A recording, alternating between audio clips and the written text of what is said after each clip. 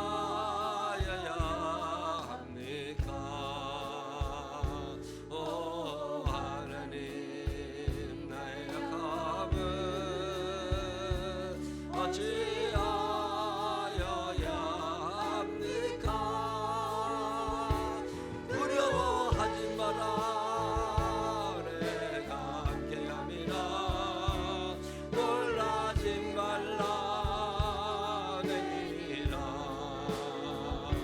모든 그들에서 내 손 잡아주리라 위태할 때 너를 안아주리라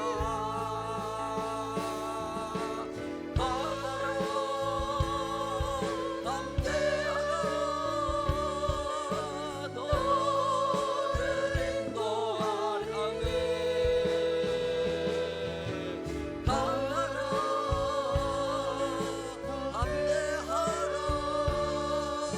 너의 방패 되리라 찬송하고 그 입술로 또다시 범죄합니다 기도하고 그 입술로 또다시 범죄합니다 두려워하지 마라 내가 함께합니다 놀라지 말라 내리라 어느 길에서 내 손 잡아주리라 위태할 때 너를 안아주리라 담대하라 담대하라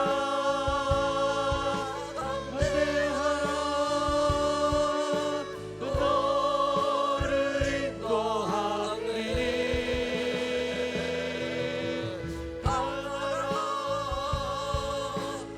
담대하라 너의 방패 되리 강하라 담대하라 강하라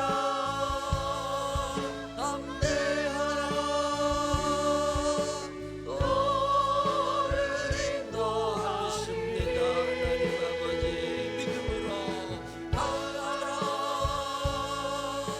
담대하라 너의 방패 되리라 이 시간 다 같이 하나님께 기도하겠습니다 한 주간 동안 살면서 지은 죄가 있거든 회개하는 시간 감사한 거 감사하다고 고백하시고 오늘 예배가 하나님 예배 드려지기를 간절히 기도하신 후에 우리 김기도 장로님 대표로 기도하십니다 다 같이 자그마한 소리라도 소리내어서 기도 올리겠습니다 사랑이 많으신 아버지 하나님 감사합니다 주님의 은혜와 사랑 안에 삽니다 오늘도 저희들을 사랑하셔서 예배자로 삼아주시는 은혜를 감사합니다 내가 가졌음을 기억하게 하여 주시옵시고 하나님 마음은 지극히 높이는 믿음의 사람들만 되게 하여 주옵소서 한 주간 동안 살면서 지은 죄가 있습니다 하지 말아야 할 말을 한 적은 없습니까 하지 말아야 할 행동을 한 적은 없습니까 내 마음으로 내 입술로 내 몸으로 지었던 모든 죄로부터 우리를 용서하여 주시옵시고 예수 그리스도의 보혈의 피로 씻어주시사 천국 백성 되게 하여 주시옵시고 우리의 삶 속에 감사가 충만하도록 인도하여 주시옵소서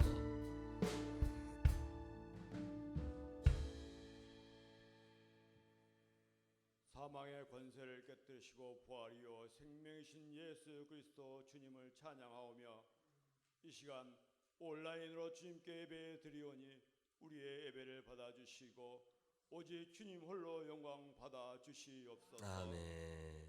사랑의 주님, 코로나19 전염병이 세계 방방곡곡에 창궐하여 공포와 불안 속에서 서로와 장벽을 쌓고 사회적 거리두기 캠페인으로 온라인 예배를 드리고 있사오니 우리의 눈과 귀를 집중하여 성전에서와 같이 은혜와 성령 충만함으로 인도하여 주시옵소서. 아멘.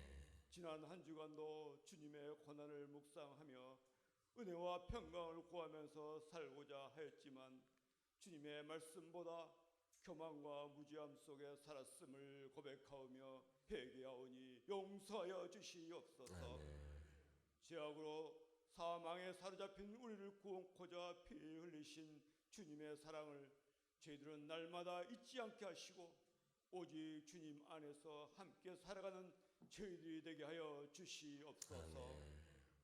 할렐루야. 하나님 아버지 생명나무교회를 살아있는 공동체로 축복하여 주심을 주님의 은혜이옵나이다. 생명나무교회를 섬기며 함께한 믿음의 성도들이 얼마나 귀중한지 존재를 이제 알게 하심을 감사하옵나이다. 서로 교회와 교우를 생각하며 기도하게 하시고 어려움도 광야를 지나야만 주님의 축복 가운데 거하듯이 우리의 연단을 생각하면서 견디도 이겨내서 기쁨으로 주님의 전에 함께 모여서 예배드릴 수 있도록 인도하여 주시옵소서. 또한 코로나19로 인하여 뜻하지 않게 가족을 잃은 자들과 선교사라 수고하시는 선교사님과 여러 가지로 경제적인 어려움에 직면해 있는 교우들을 기억하시어서 위로하여 주시고 주님을 믿는 저희들은 그리스도 성령의 사랑으로 이웃을 돌보게 하여 인도하여 주시옵소서. 하나님 아버지 4월 15일은 대한민국을 이끌어갈 국회의원 선출하는 총선이 다가오고 있사옵나이다. 자유민주주의의 정의와 공의와 그리고 가장 시장 경제를 발전시킬 수 있으며 과거의 이념에 지쳐가지 않고 국민의 억울함과 서민의 아픔을 먼저 생각하는 일꾼을 뽑아지기를 원하오니 인도하여 주시옵소서. 이 시간 말씀을 전하시는 목사님에게 영육간의 강건함으로 채워주시며 말씀마다 전할 때 성령 충만하여 역사하여 주시며 말씀을 받는 우리의 마음의 변화와 알찬 열매를 맺을 수 있도록 인도하여 주시옵소서. 예배를 드리는 이 시간 저희들 마음속에 원수막이 일절 틈타지 않도록 성령님께서 지켜주시고 각종 병마로 고통받고 있는 주님의 자녀들에게 주님의 치유의 역사가 일어나기를 원하오며 경제적으로 힘들어하며 근심하는 교우들의 마음속을 이루어여 주시고 주님을 향한 갈급한 가운데 놀라운 체험들이 나타나게 역사하여 주시옵소서. 주님께서 주시는 평안이 함께 하시기를 간절히 바라오며 예수님 이름으로 간절히 기도드리옵나이다. 아멘.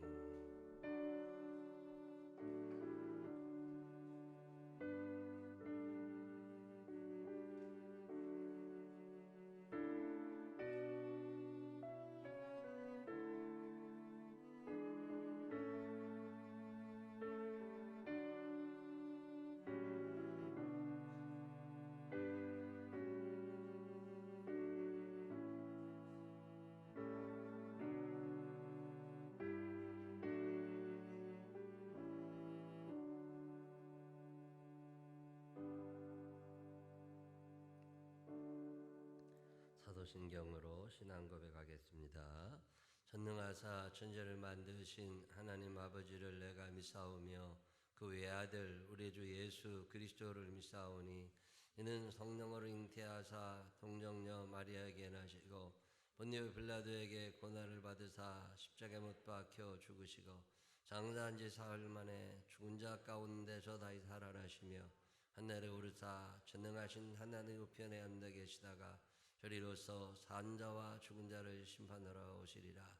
성령을 믿사오며 거룩한 공회와 성도가 소통하는 것과 죄를 사해 주시는 것과 몸이 다시 사는 것과 영원히 사는 것을 믿사옵나이다. 아멘. 다 같이 일어서셔서 160장 찬양 하나님 앞에 올리겠습니다.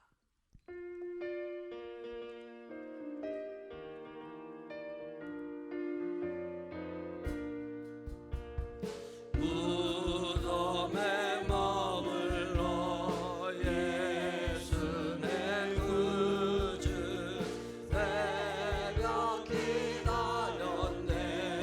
예수 내 주 원수를 가리고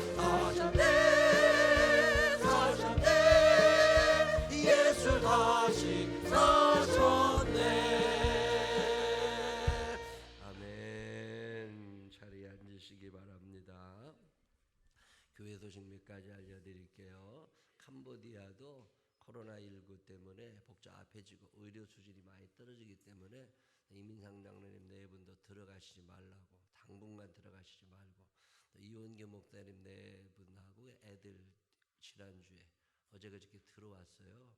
들어와서 검사하고 음성 판정 받고 이제 자가격리 14일간 자가격리 하는 집에 들어갔는데, 교회에도 집을 하나 만들어서 이렇게 했는데 그 하남시에서 공무원들이 나와본답니다. 환경은 어떤가, 그리고 와서 주의사항 14일간 대문 열지 마세요. 쓰레기가 나와도 버리지 마세요. 집에 다 싸두세요. 그리고 절대 문 밖에 나가지 말라고, 그리고서 얘기하고 갔다고 기억하시고 위에서 기도해 주시기를 부탁을 드립니다.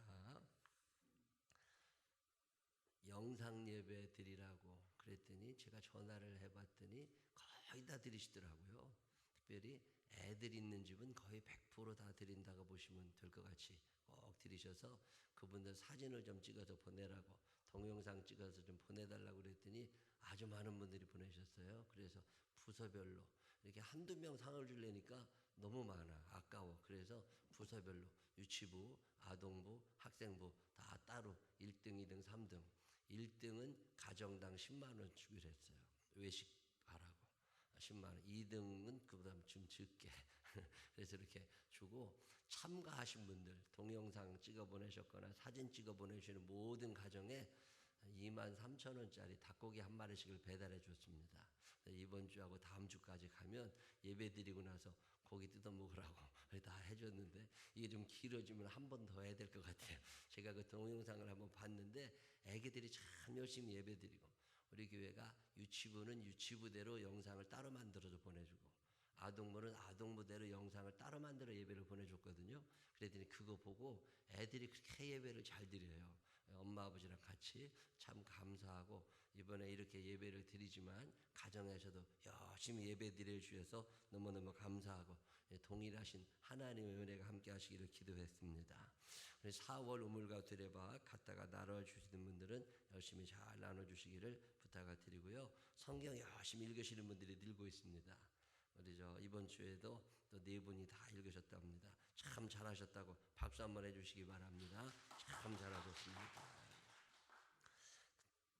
부활주일이 원래 오늘이고 지난주가 고난주간이었는데 한국교회 전체가 부활주일 예배를 미루고 있는 상태입니다. 그래서 저희 교회는 현재로는 부활주일 예배를 따로 또 드려야 되나 싶은 생각도 하고는 있어요.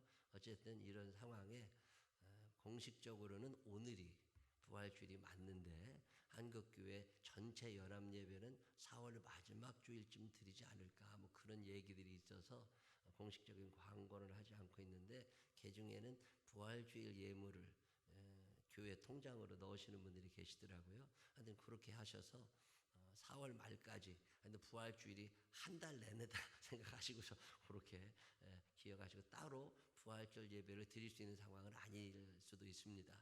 그렇게 하시고, 부활하신 예수님께 기쁨의 선물을 드리고 싶으신 분들은 그렇게 계좌에다가 부활주일, 부활 이렇게 붓자 하나만 써도 알아보니까 그렇게 해서 예물 드리시면 좋을 것 같습니다. 다른 교회 소식 또 있으신가요? 없으시면 162장 찬양하시면서 준비하신 예물 하나님 앞에 정성껏 올리겠습니다.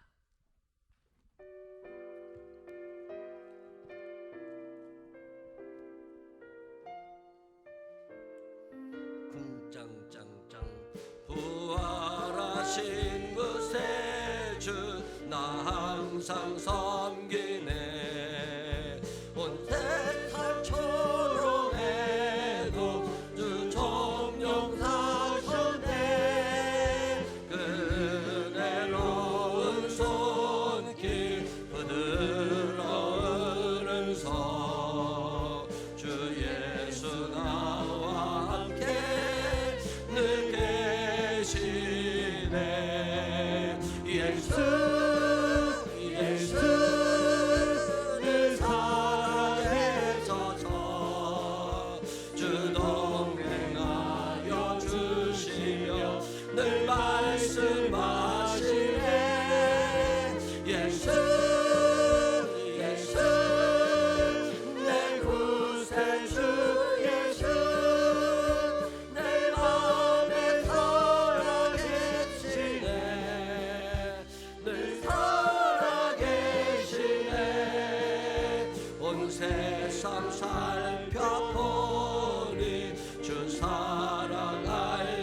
조금만 빠르게 내 마음이 아플 때도 주 사랑할 테네 이 세상 풍파 이길 힘주시는 주님 주 다시 영광 중에 거두시 예수 예수 예수 늘 살아계셔서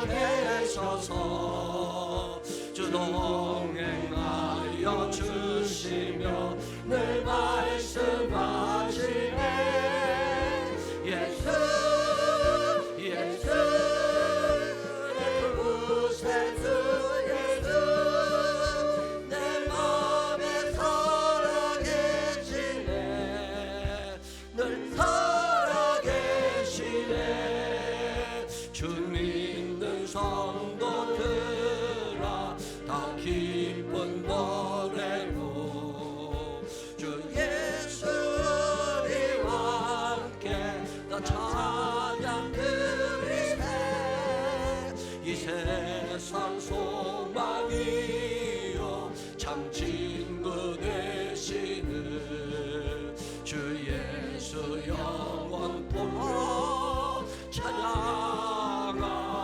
찬양하세 예수 예수 늘 살아계셔서 주 동행하여 주시며 늘 말씀하시네 예수 예수 내 구세주 예수 내 맘에 살아계시네 늘 살아계시네 아멘. 기도하겠습니다. 하나님 아버지 감사합니다. 한 주 한 주가 하나님의 손길 하나님의 품 안에 있음을 경험하며 고백하게 됩니다. 하나님 나 혼자 사는 것 아니고 우리들의 지혜로 사는 것 아니라 하나님이 함께 하셔야 함을 늘 기억하게 하여 주시옵시고 우리의 삶을 절대적으로 하나님 편에 기울여 놓고 하나님 품에서 사는 당신의 자녀들만 되게 하여 주옵소서. 주 앞에 나오며 정성된 예물 올립니다. 11조 예물을 감사 예물을 주일 헌금을 속죄 예물을 서원 예물을 하나님 앞에 드리며 부활절 감사 예물 드리는 손길들 일일이 기억하여 주옵시고 저들의 삶에 살아계신 하나님을 경험하게 되는 귀한 일 있게 하여 주옵소서. 도우실 주님을 찬양하오며 예수님 거룩하신 이름으로 기도드렸습니다. 아멘. 오늘 우리에게 주신 하나님 말씀 고린도전서 15장 20절로 22절 다 같이 일어서셔서 김진욱 권사님과 함께 읽겠습니다. 그러나 이제 그리스도께서 죽은 자 가운데서 다시 살아나사 잠자는 자들의 첫 열매가 되셨도다. 사망이 한 사람으로 말미암았으니 죽은 자의 부활도 한 사람으로 말미암는도다. 아담 안에서 모든 사람이 죽은 것 같이 그리스도 안에서 모든 사람이 삶을 얻으리라. 아멘. 자, 앉으시면 우리 장로님들 나오셔서 하나님께 찬양하겠습니다.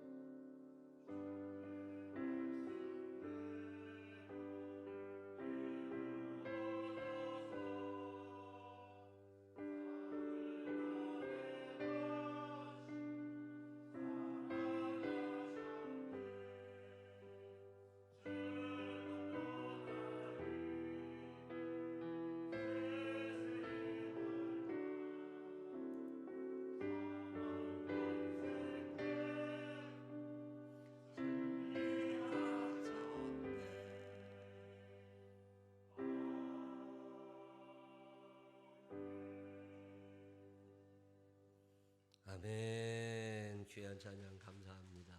우리도 하나님 앞에 찬양하겠습니다. 강하고 담대하라. 오 하나님 나의 약함을 입을 크게 벌려 찬양하겠습니다. 강한 것 같아도 사람은 참 약해요.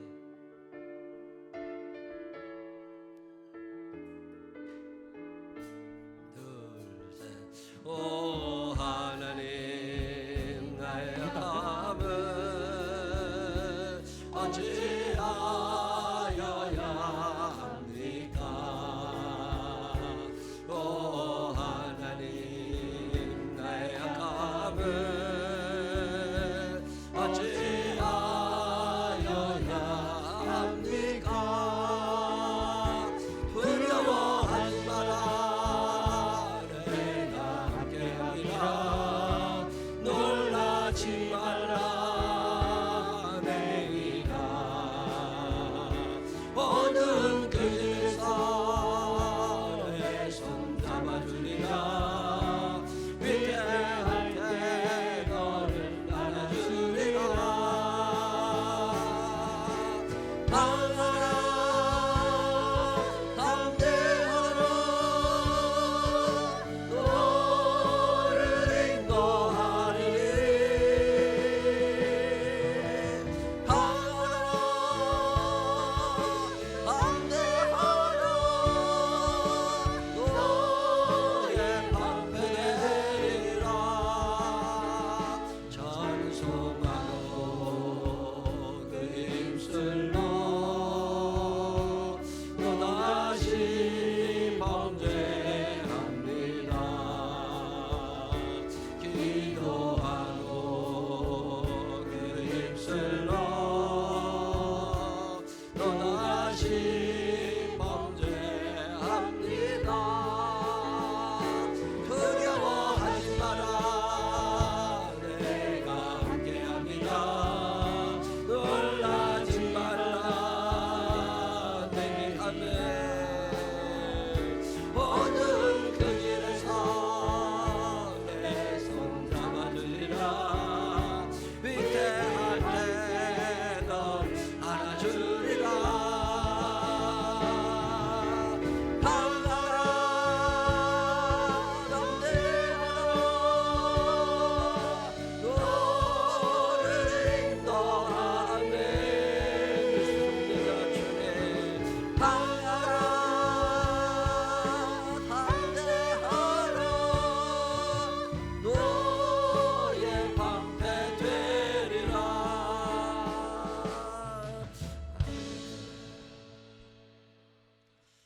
살아계신 하나님의 은혜가 우리 모두와 함께 하시기를 주님의 이름으로 축원합니다. 마태복음 25장 얘기해 드리려고 그래요. 마태복음 25장에는 세 가지 큰 비유 얘기가 나옵니다. 첫 번째 나오는 얘기는 뭐냐면 열 처녀 이야기. 열 처녀 이야기. 슬기로운 다섯 처녀, 미련한 다섯 처녀 이야기. 더운 나라다 보니까 결혼식을 낮에 안 하고 밤이나 새벽에 옵니다. 그러면 이제 신랑의 집에서 신랑 친구들이 기다리고 있다가 저쪽에 든 신부네 집에서 신부의 친구들이 기다리고 있다가 대개 결혼식은 신부 집에서 하게 되거든요. 그쪽에 가서 그러면은 신랑과 신랑 친구들은 이쪽 집에 있고 신부하고 신부 친구들은 저쪽 집에 있는데 언제 신랑이 올지를 몰라요. 지금처럼 핸드폰이 있는 시대도 아니고 그때 시계도 없을 때니까 해 떨어진 다음에 한참 있다가 신랑하고 신랑 친구들이 우리 가자. 그러면 가가지고 결혼을 하는 거예요. 어떤 신랑은 급해서 깜깜한 밤에 오고 어떤 신랑은 새벽에 오고 그러니까 신부는 그냥 무작정 기다리고 있는 거예요.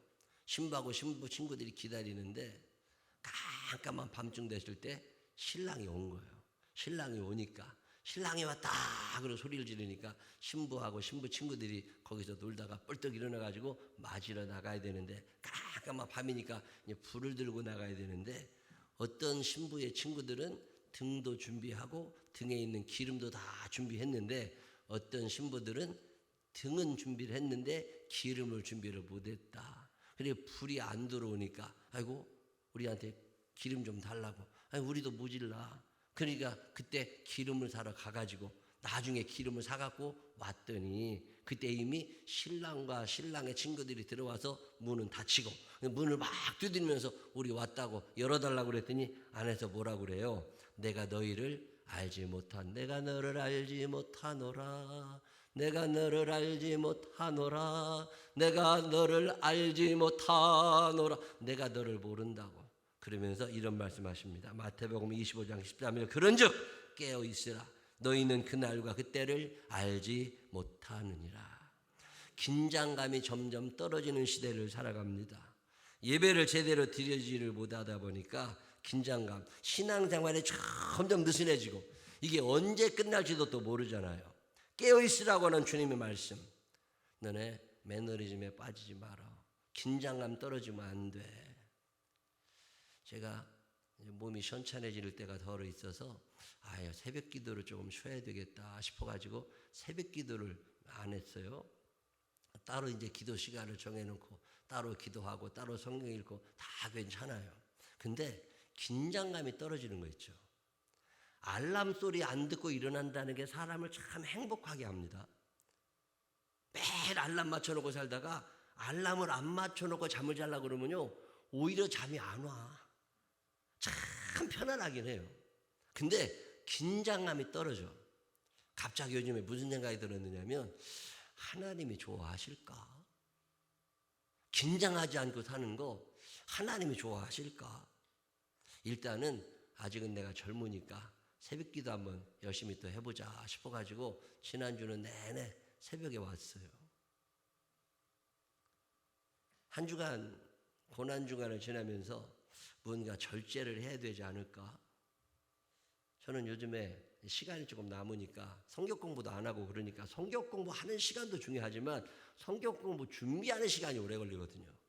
이게 예배 시간도 중요하지만 말씀 준비하는 시간이 오래 걸리거든요.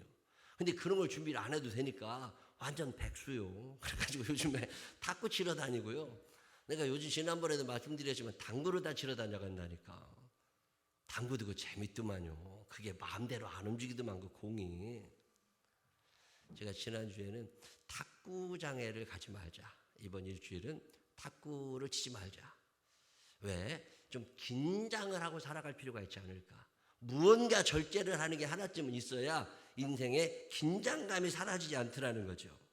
누가복음 21장 9절로 11절에 보면 난리와 소요의 소문을 들을 때 두려워하지 말라. 이 일이 먼저 있어야 하되 끝은 곧되지 아니하리라. 또 이르시되 민족이 민족을 나라가 나라를 대적하여 일어나겠고 곳곳에 큰 지진과 기근과 전염병이 있겠고 또 무서운 일과 하늘로부터 큰 징조들이 있으리라.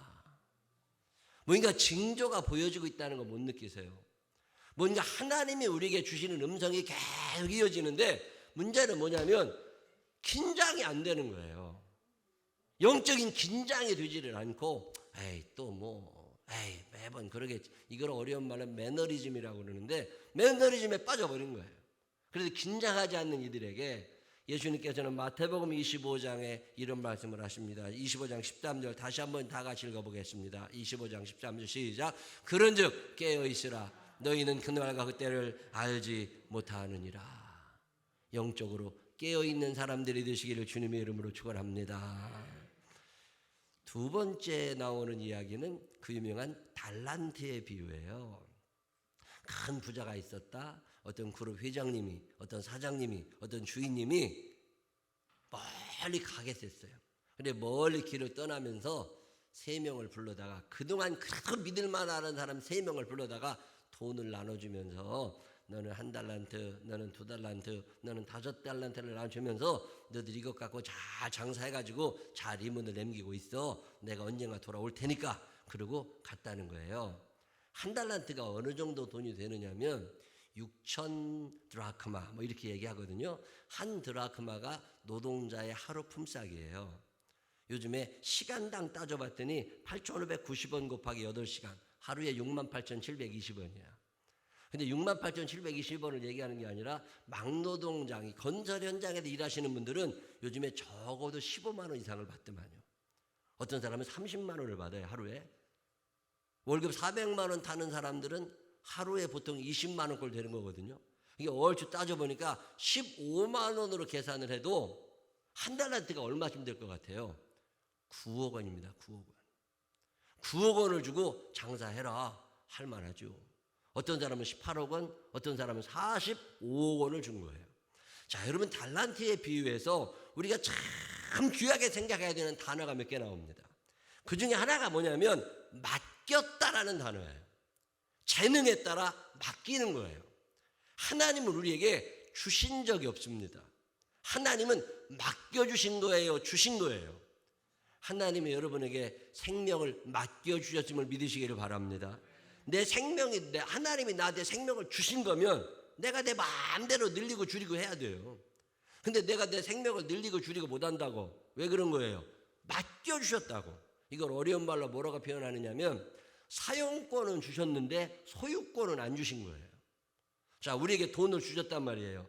돈을 주신 거냐? 아니라는 거예요. 맡겨주셨다는 거예요. 한번 따라해 보실까요? 맡겨주셨다. 시작.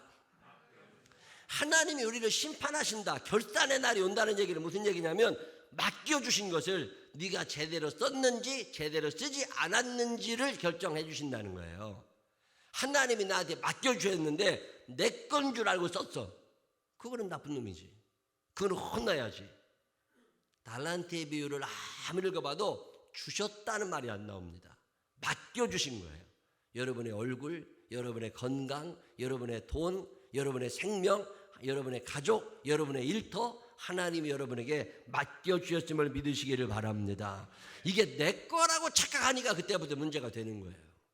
맡겨주신 것은 결산의 날이 있습니다. 그냥 몇 개 준 게 아니지요. 재능에 따라서. 1살 때부터 10살 때까지 봤어. 11살 때부터 20살 때까지 봤어. 21살부터 30살 때까지 봤어. 다 보고 난 다음에 얘는 견적이 요만큼 나오니까 9억 원 주면 돼. 얘는 18억 원 정도는 운용할 수 있어. 얘는 45억 원을 줘도 괜찮아. 이 판단은 누가 하시는 거예요? 내가 하는 게 아니라 주인님이 하심을 기억하시기를 바랍니다. 왜 나는 이거밖에 안 줬냐고. 그거는 내가 할 얘기가 아니요. 그 판단은 하나님이 하시는 거예요. 하나님이 여러분을 얼마나 사랑하시면 대한민국에 태어나게 하셨겠어요. 여러분 지금 아프리카에 가 있었으면 이 태반은 죽었어요. 아프리카 사람들 일찍 죽거든요. 이거 전염병에 대해서 몇 억 명씩 두려워 떤대잖아요. 그건 하나님이 결정하시는 거지 내가 하나님께 할 수 있는 일이 아니에요. 하나님은 소유권을 넘기시는 분이 아니라 사용권만 넘겨주신다는 거예요. 생명나무 가족들이 이것을 기억하며 살게 되시기를 바랍니다. 근데 내 거라고 착각하니까 문제가 되는 거예요. 하나님께서 맡기신 다음에 반드시 결산을 하러 오신다는 거예요. 어려운 말로 재림을 얘기하는데 부활하신 그분은 반드시 다시 오심을 믿으시기를 바랍니다. 이 부활 사상, 재림 사상, 십자가에 달리셔서 삼중 고난을 겪으시면서 육신적인, 정신적인, 영적인 고난을 겪으시고 이겨내시고 돌아가신 그 예수님께서 부활하지 않으셨다면 다시 오실 일도 없습니다. 소망도 없는 거죠. 그래도 성경은 우리들에게 분명히 부활과 재림을 선포하고 있습니다. 그게 그 유명한 마태복음 28장이에요. 1절부터 한번 읽어보실까요? 시작. 안식일이 다 지나고 안식 후 첫날이 되려는 새벽에 막달라 마리아와 다른 마리아가 무덤을 보려고 갔더니 큰 지진이 나며 주의 천사가 하늘로부터 내려와 돌을 굴려내고 그 위에 앉았는데 그 형상이 번개 같고 그 옷은 눈같이 희건을 지키던 자들이 그를 무서워하여 떨며 죽은 사람과 같이 되었더라. 천사가 여자들에게 말하여 이르되 너희는 무서워하지 말라. 십자가에 못 박히신 예수를 너희가 찾는 줄을 내가 아노라. 그가 여기 계시지 않고 그가 말씀하시던 대로 살아나셨느니라. 와서 그가 누우셨던 곳을 보라. 또 빨리 가서 그의 제자들에게 이르되 그가 죽은 자 가운데서 살아나셨고 너희보다 먼저 갈릴리로 가시나니 너희 거기서 너희가 배우리라 하라. 보라 내가 너희에게 일렀느니라 하거늘. 아멘. 이야기가 사실인 줄로 믿으시기를 바랍니다. 죽음을 두려워하지 않는 이유가 여기 있는 거예요. 제가 지난주에 안 믿는 친구들 몇 명을 만났는데 죽을까 봐 다 걱정이야. 안 믿는 사람들은요, 죽을까 봐 걱정이에요. 근데 믿는 사람들은 두려워하지 않습니다. 오늘 예수님이 돌아가신 후에 부활하시고 난 다음에 여자들이 그 무덤에 찾아갔더니 천사가 그 여자들에게 뭐라고 그래요? 너희는 두려워하지 마라. 다른 사람은 두려워할 수 있어. 다른 사람은 전염병이 무서울 수 있어. 다른 사람은 경제적으로 어려울까 봐 두려울 수 있어. 다른 사람은 병으로 죽을까 봐 두려워할 수 있지만 너희는 두려워하지 말라는 거예요. 왜? 우리는 부활의 영광에 참여할 것을 믿으시기를 바랍니다. 여기가 끝이 아님을 믿으시기를 바랍니다. 여기가 끝인 줄 아니까 안 죽으려고 바둥거리는 거예요. 근데 예수 믿는 사람들은 여기가 끝이 아닙니다. 결산의 날이 있고 주님 다시 오신다고 그랬잖아요. 이 재림은 부활을 전제로 얘기할 수 있는 거예요. 우리 주님이 부활하셨기 때문에 그분이 다시 오시는 거잖아요. 이 믿음을 가지고 사는 사람들에게 예수님이 하시는 말씀은 너희는 두려워하지 마라. 경제적으로 힘들어질까 봐, 몸이 아플까 봐, 병에 걸려 죽을까 봐 너희는 두려워하지 마라. 세상 사람들 두려워하는 거 당연한 거예요. 그런 사람들 뭐라고 할 건 아니지만 적어도 너희는 두려워하지 마라. 바울 목사님이 고린도전서 15장에서 얘기하고 있는 게 뭐냐면 첫 번째 부활, 두 번째 부활 뭐 이런 거거든요. 부활이라는 걸 우리는 가볍게 받아들이지만 그 당시에 사람들은 부활이라는 단어도 없었어요. 죽으면 다 끝나던 시대에 예수님이 부활하셨다고 그러니까, 그분이 살아나셨다고 그러니까 안 믿어지는 거잖아요. 근데 바울 목사님이 뭐라고 얘기하느냐면 그분이 부활의 첫 열매가 되셔서 그분이 죽음을 이기고 일어나셨던 것처럼 너희도 일어나게 될 거다. 그분은 첫 번째 부활의 열매면 너희는 두 번째, 세 번째 계속 부활의 열매가 이어지게 될 거다. 그러니 너희는 두려워하지 말라고. 고린도전서 15장 20절 그러나 이제 그리스도께서 죽은 자 가운데서 다시 살아나사 잠자는 자들의 첫 열매가 되셨도다. 사망이 한 사람으로 말미암았으니 죽은 자의 부활도 한 사람으로 말미암는도다. 아담 안에서 모든 사람의 죽은 것 같이 그리스도 안에서 예수 그리스도를 믿는 사람들은 살아나게 됨을 믿으시기를 바랍니다. 근데 이거를 우리가 믿고는 살거든요. 부활할 건 믿고 사는데 자꾸 긴장감이 떨어져. 안 오실 것 같아. 이 달란트의 비유에 나오는 중요한 단어 가운데 하나가 뭐냐면 오랜 후에예요. 오랜 후에 주인이 가면서 한 달란트, 두 달란트, 5달란트 주고 내가 1년 후에 올게. 내가 4달 지나서 올게. 이렇게 기간을 정해준 게 아니에요. 오랜 후에. 영어 성경에 보면 뭐라고 나오냐면 after a long time 이렇게 나와요. after, 더 long time하고 a long time하고는 다른 거예요. 더 long time은 어떤 기간이 정해져 있는 거예요. 코로나 전염병이 처음 나왔을 때 서울대학교에 있는 어떤 교수님 한 분이 이거 쉽게 안 끝납니다. 이거 몇 개월 갈 수도 있고 1년이 갈 수도 있고 그리고 적어도 200명 이상이 죽을 겁니다. 그랬더니 악플이 얼마나 많이 달린 줄 아세요? 대한민국을 우습게 하느냐고, 대통령을 우습게 하는 거냐고, 뭐 의료진을, 세계 의료진 막 악플, 저런 놈이 어떻게 교수하냐고 다. 대통령도 나와서 2주 만에 끝날 것 같이 얘기했어. 근데 지금 2달이 넘어가도 안 끝나. 오늘 뉴스 보니까 4월 말쯤 돼야 개학 얘기 한 번 더 하겠다고. 2주만 연장합시다. 2주만 연장합시다. 2주만 연장합시다. 언제일지 모른다니까요. 그때 악플 달았던 사람들 어디 갔나 몰라. 200명이 벌써 더 죽었잖아요. 이걸 a long time이라고 그래요. 기간이 정해져 있지 않아요. 군대 생활이 참 힘들다고 그래도 19개월이면 끝나. 기간이 정해져 있어요. 근데 기간이 안 정해져 있는 거, 이게 오랜 후예요. 예수님이 가시면서 내가 다시 와, a long time, after a long time, 언젠지는 모르지만 오기는 와. 그러다 보니까 긴장감이 떨어져 가기 시작한 거예요. 부활 신앙을 가지고 재림 신앙을 가지고 산다고 하지만 긴장감이 점점 떨어져 갑니다. 그러다 보니까 어떻게 되느냐, 매너리즘에 빠지면서 이 세상이 끝인 것처럼 착각하게 되고, 예수님의 제자들 중에 처음부터 나빴던 사람 아닙니다. 가룟 유다 같은 사람 처음에는 참 훌륭했어요. 얼마나 신임을 많이 얻었는지 예수님의 재정 관리를 맡은 사람이 됐습니다. 돈통을 받아서 다 관리를 했는데 이게 한두 해 지나가다 보니 한 번, 두 번 지나가다 보니까 점점 죄를 짓기 시작하는 거예요. 요한복음 12장 6절, 이렇게 말하면 가난한 자들을 생각함이 아니요 그는 도둑이라. 돈꾀를 맞고 거기 넣은 것을 훔쳐감이더라. 도둑놈이면 누가 그걸 맡겼겠어요. 처음에는 안 그랬다니까요. 처음에는 열심히 했어요. 근데 점점 길어지다 보니까 긴장감이 떨어지면서 죄가 자꾸 살아나는 거예요. 마귀라는 놈이 그냥 안 둡니다.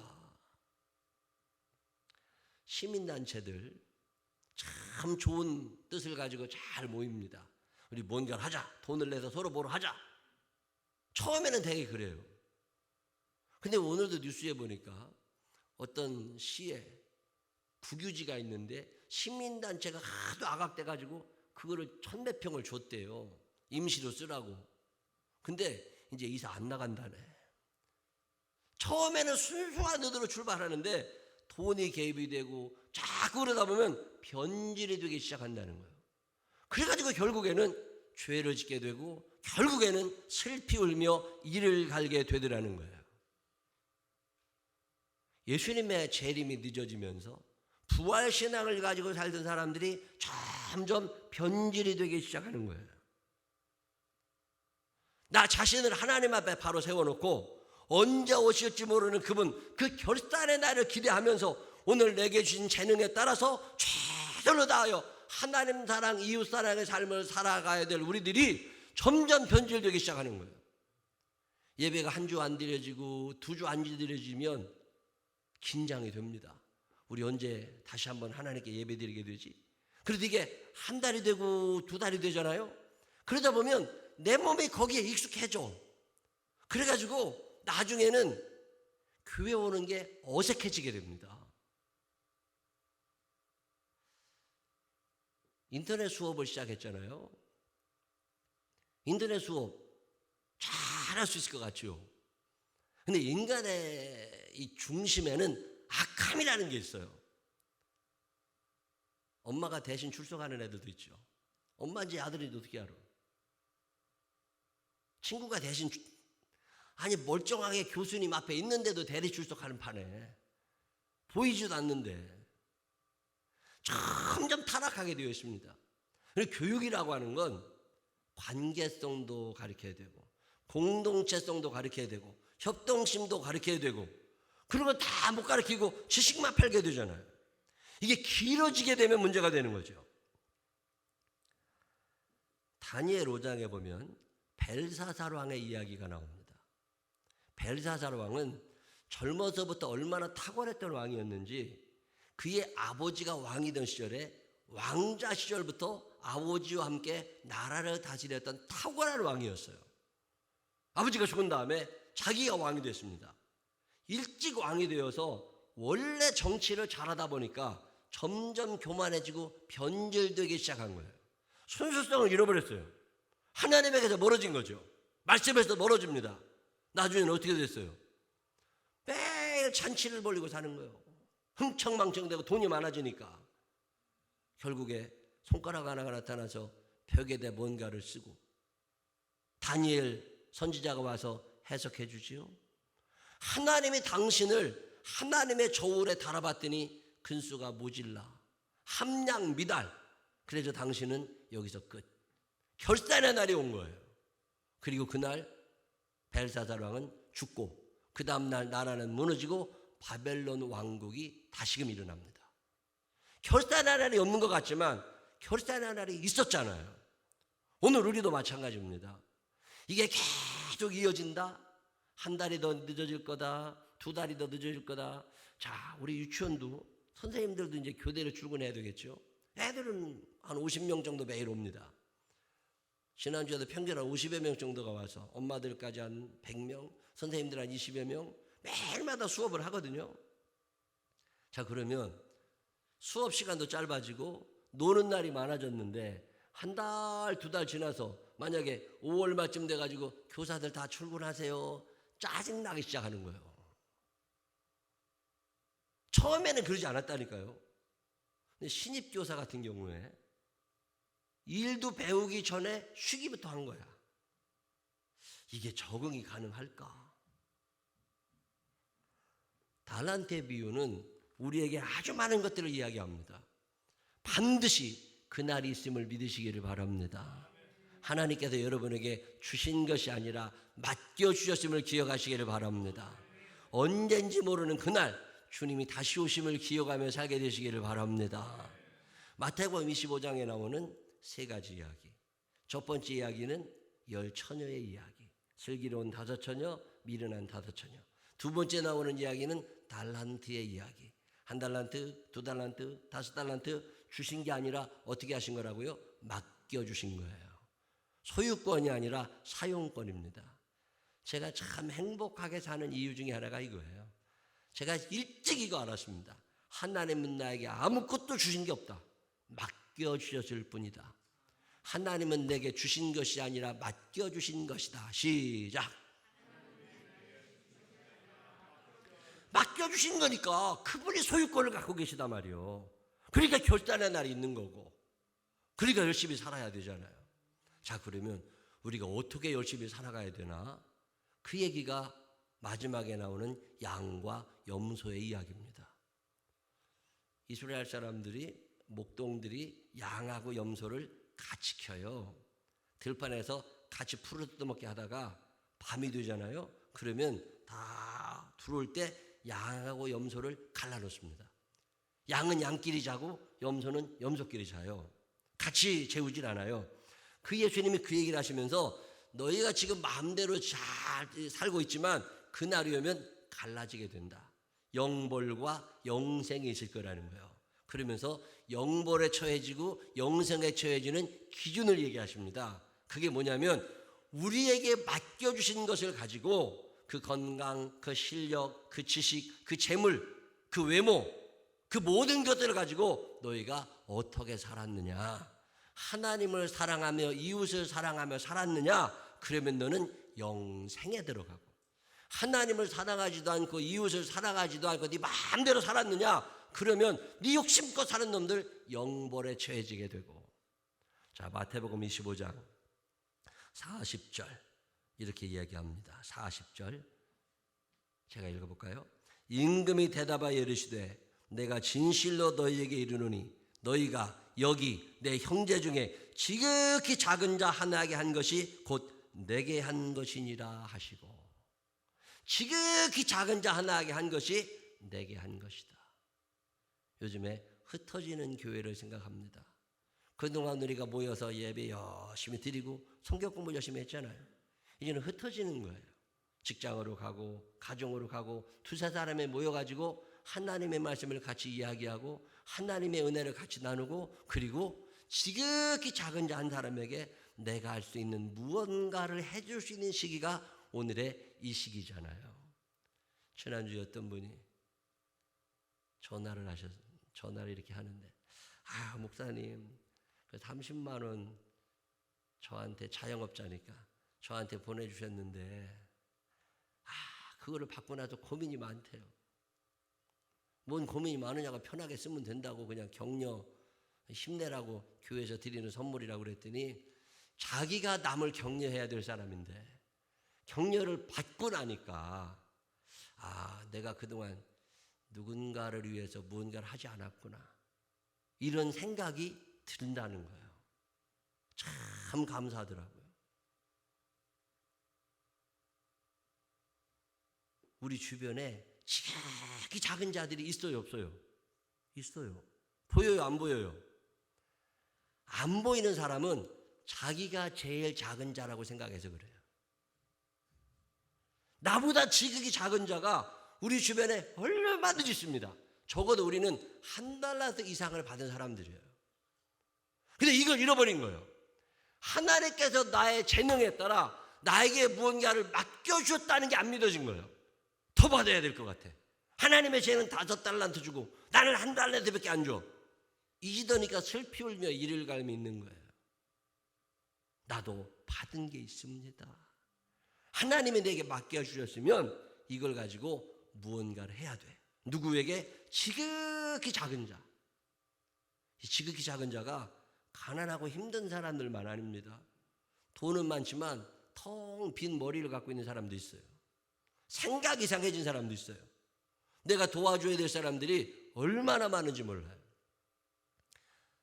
지난주 주일날이 제 생일이라고 케이크도 불어주고 깜짝 놀랐습니다. 그랬더니 권사님이 반찬을 또 만들어다 주셨어요. 목사님 생일날 교회에서 밥 해 먹어야 되는데 생일 밥도 못 차리고 그런다고 반찬 몇 가지를 만들어다 주셔가지고서 집에다가 갖다 놨는데 갑자기 무슨 생각이 나느냐면 이 말씀이 생각나는 거예요. 혼자 먹으라고 주셨겠나? 우리 집사람 보고 우리 교인들 중에 친정엄마가 너무 멀리 있거나 없어가지고 김치 한 번도 못 얻어먹을 만한 사람이 있을 거다. 팍팍 떠오르는 사람이 있죠. 저거 좀 덜어다가 나눠주자고. 그 애기 데리고 얼마나 힘들어요. 친정엄마도 없는데.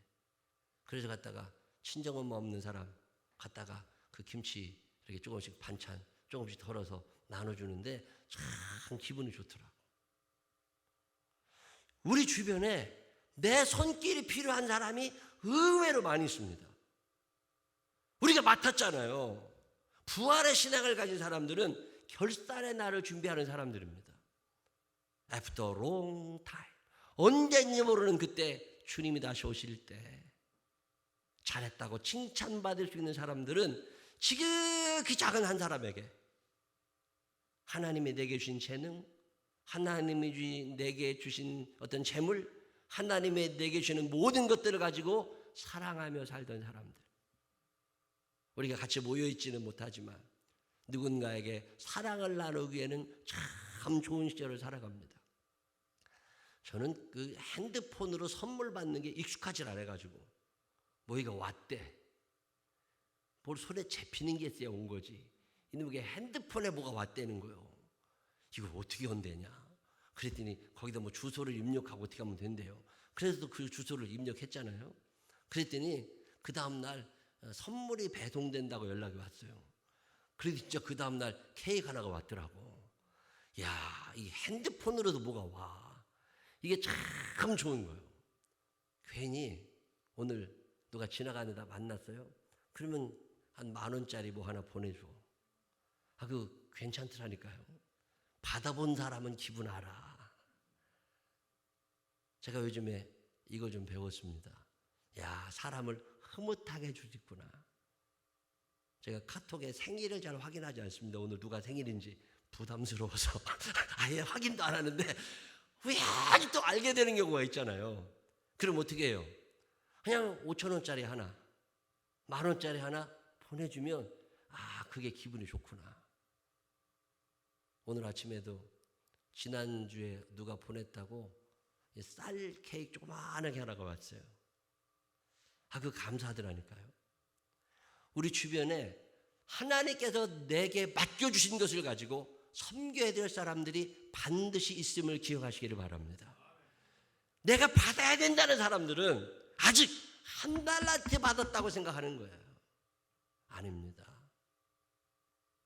하나님께서는 나에게 충분한 만큼 주셨음을 믿으시기를 바랍니다. 2달란트 받은 사람, 5달란트 받은 사람은 그래서 긴장감을 떨어뜨리지 않고 언제 그분이 오실지 모르니까 열심히 하는데 1달란트 받은 사람은 긴장감 자체가 없어. 원망만 생겨나는 거죠. 사랑이 안 됩니다. 그래서 예수님은 25장 맨 마지막에 영벌과 영생을 말씀하시면서 너희들 소망을 가지고 살아야 된다. 반드시 그날이 오니까 그날 내가 기쁨으로 주님을 맞이할 것이라고 하는 소망을 가지고 살 것을 말씀하고 계십니다. 부활은 소망입니다. 여러분 사는 날 동안 어떤 환경 속에서도 소망을 가지며 살게 되시기를 주의 이름으로 축원합니다. 제가 시편 71편 14절 나는 항상 소망을 품고 주를 더욱더욱 찬송하리이다. 우리 생명나무 교회 교우들이 비록 멀리들 떨어져 있고 얼굴도 자주 대하지 못하지만 주님 다시 만날 것이라고 하는 소망을 가지고 너희는 두려워하지 말아라. 두려워하지 말고 그날을 기대하면서 오늘 하루 누군가를 사랑하며 살아갈 수 있는 멋진 신앙인들이 되시기를 주님의 이름으로 축원합니다. 기도하겠습니다. 하나님 아버지, 무언가를 더 받으려고 하고 소유하려고 하는 어리석은 자가 되지 않게 하여 주시옵시고 내 재능에 맞게 충분히 주셨음을 기억하게 하여 주시어서 지극히 작은 자 하나에게라도 무언가를 나눌 줄 아는 우리들이 되게 하여 주시옵소서. 우리를 사랑하셔서 이 땅에 오셔서 십자가를 지시고 그리고 그 십자가를 이기시고 주님은 부활하셨습니다. 그리고 다시 오시마 약속하셨습니다. 언제인지 모르는 그날 주님을 소망 가운데 기쁨으로 배울 수 있는 우리들 되게 하여 주시옵시고 너희는 무서워하지 마라. 너희는 두려워하지 마라. 다른 사람들은 다 두려워 떤다 할지라도 너희는 두려워하지 마라. 분명히 말씀하시는 예수 그리스도의 음성을 마음에 새기며 늘 깨어서 긴장감을 가지고 하나님의 뜻대로 살아갈 수 있는 당신의 자녀들이 되게 하여 주옵소서. 부활하신 예수 그리스도의 이름으로 기도드렸습니다. 아멘. 다 같이 일어서셔서 171장 찬양하신 후에 주여 한번 부르시고 통성으로 기도하십시다. 믿음을 가지고 사랑하며 살게 해달라고 기도하시고 두려워하지 않게 해달라고 기도하시기를 바랍니다. 하나님이 함께 하십니다. 예수님이 다시 오실 그날까지 우리와 함께 하심을 믿으며 이 찬양 하나님 앞에 올립니다.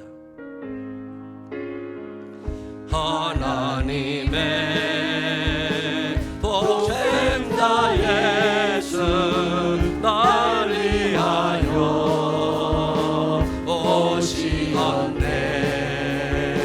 내 모든 죄 사하시려고 십자가 지셨으니 다시 사셨네. 살아계신 주 나의 참된 소망 두려움이 사라지네. 사랑의 주 내 살 길 인도하니 내 모든 삶의 기쁨 늘 충만하네.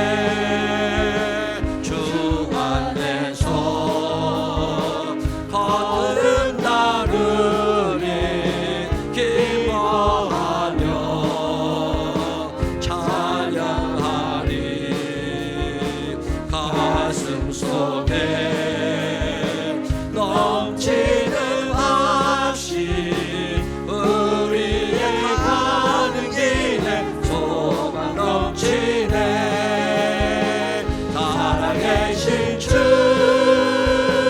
나의 참된 소망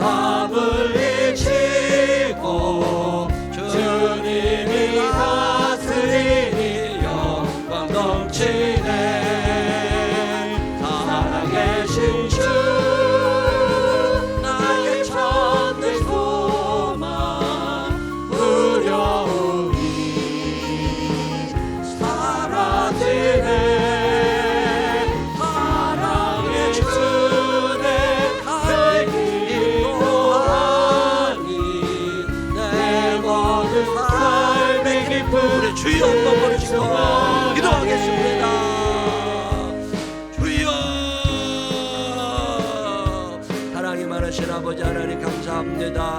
하나님의 은혜와 사랑 안에 살면서도 왜 그렇게 무섭고 두려운지, 전염병이 두렵고 죽음 앞에 두렵고 가난해질까봐 두렵고 책비당할까봐 두렵고 내 모든 실수와 내 모든 허물이 드러날까봐 두렵고, 하나님 아버지 주님은 분명히 말씀하셨습니다. 너희는 무서워하지 말아라. 다른 사람들은 무서워한다 할지라도 너희는 무서워하지 말아라. 너희에게는 소망이 있다. 너희에게는 소망이 있다. 하나님 아버지, 우리의 재능에 따라 맡겨주신 은혜를 감사합니다. 잘 관리하게 하여 주시옵소서. 잘 사용하게 하여 주시옵소서. 마지막 날 주님 앞에 섰을 때 영문에 처해지는 자가 아니라 영생에 들어가는 자 되게 하여 주시옵시고, 믿음을 가지고 주님 앞에 서는 자들이 되게 하여 주시옵소서. 지극히 작은 자가 내 주변에 얼마나 많이 있습니까? 하나님 그 사람들을 돌아보며 살아가게 하여 주시옵소서. 불쌍히 여기는 마음 돌아가게 하여 주시옵소서. 지극히 작은 자가 내 앞에 있습니다. 하나님 아버지 도와주옵소서. 내가 제일 작은 사람처럼 착각하지 않게 하여 주시옵시고, 내가 2달란트 이상 받았음을 기억하게 하여 주시옵소서. 누군가에게 나누며 살아갈 줄 아는 사람들 되게 하여 주시옵시고, 이 어려운 시기를 사랑으로 이겨나가는 당신의 자녀들 되게 하여 주시옵소서. 하나님 아버지, 실패에 대한 두려움 때문에 1달란트를 받아서 묵혀두었습니다. 또 생각해보면 남들은 2달란트, 5달란트인데 나만 1달란트인 것 같아서 속상한 적도 있었습니다. 하나님 오늘 말씀을 듣습니다.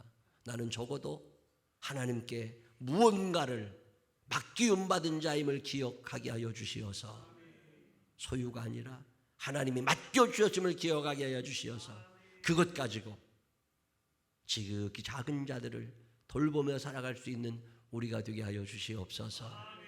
소망을 가집니다. 주님 다시 오십니다.